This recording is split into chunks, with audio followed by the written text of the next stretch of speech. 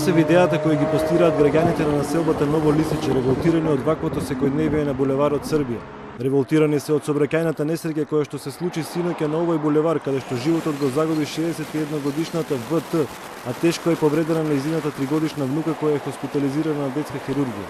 Оттаму вела дека детето има скршеница на рамото, но е надвор од животна опасност.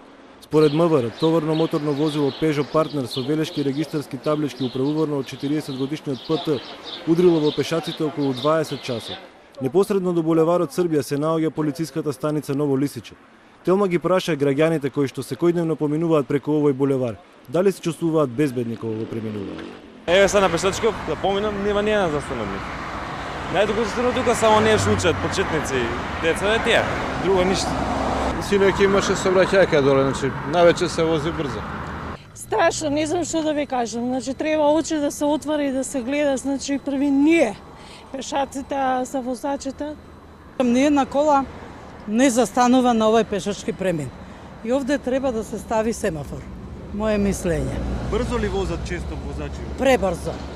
Непосредно по сообраќајната несреќа Утрово општина Аеродром исплати соопштение во кое вела дека Утрово поднеле иницијатива до град Скопје за изнаоѓање на ново сообраќајно решение на булеварот Србија. Нашите служби реагираа веднаш по немилиот настан што се случи доцна синоќа на овој булевар.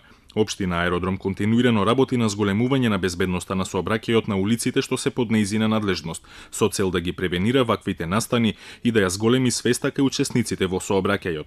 Во првото тромесечие од годинава на патиштата во земјата се случиле близу 1900 сообраќајни несреќи, од нив најголемиот дел биле во Скопје. Животот го загубиле 28 лица. Причина за поголемиот дел од овие сообраќајни незгоди било возењето со брзина поголема од дозволената.